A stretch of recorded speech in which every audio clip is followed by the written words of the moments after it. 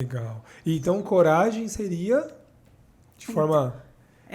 Mas... O que você traz, assim, quando eu te pergunto o que é coragem? Pra gente já chegar nesse daqui a pouco, coragem criativa, né? Coragem É. Então, eu penso, né? Trago uma das questões, né? Ainda retomando um pouco a Brené Brown, que ela vai falando da coragem, que elas... Para poder vivenciar as situações de vulnerabilidade, onde, ai, meu Deus, será que eu tenho coragem ou não?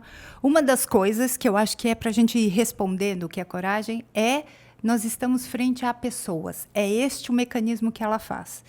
Então, o quão mais a gente vai ficando preso dentro da caixa, né, que a gente estava falando, nessa conserva cultural, nesses condicionamentos e crenças, por conta de a gente ficar rígido e sem poder perceber que a gente está se relacionando com pessoas. Então, ela vai falando, né, da coragem e ela vai falando pessoas,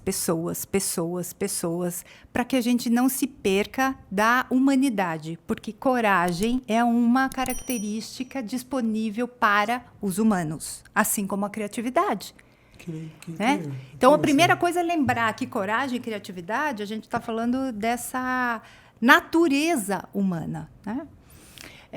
E a outra coisa, quando, né, a gente está ainda falando dessa questão do falar em público e remetendo a mim aqui, nesse ato de coragem hoje, porque todos nós lembramos de um ato de coragem. Então, eu estou me remetendo ao meu ato de coragem hoje, dessa questão de poder compartilhar saberes em público.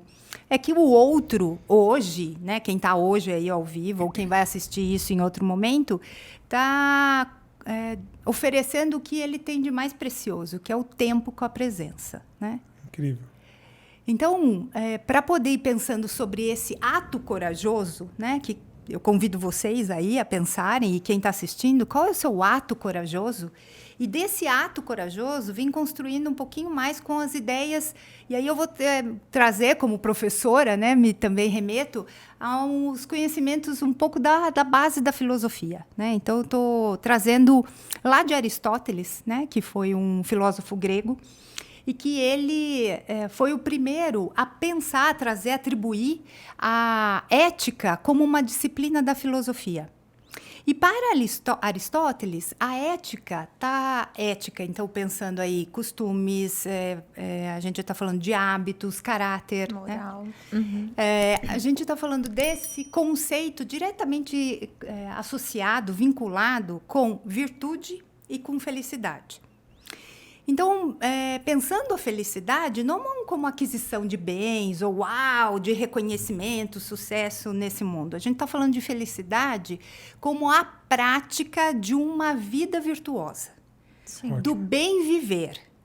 E aí, a partir da onde? A partir das nossas capacidades racionais, de poder refletir, de poder decidir, de poder escolher, né? Então, se a gente for pensar como Aristóteles apresenta, a gente pode pensar como um espectro, né?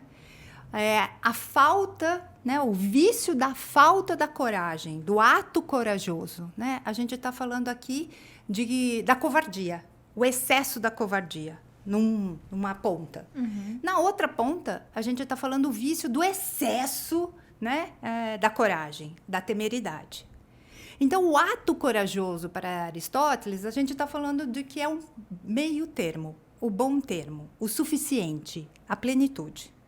Nem a soberba do tipo não temo nada e nem o medo absurdo. Isso, né? Corro todos os riscos de uma forma inconsequente, né? E não faço nada na covardia, fico apático. Mas é isso que talvez faz com que o ser humano seja a espécie predominante, né? Ter esse racional que consegue discernir ali da estagnação, da paura ali, ficou com medo e travou, e mensurar o medo, né? Assim, o medo não, mensurar o risco, né? Isso. E tipo assim, opa, peraí, calma aí que eu vou...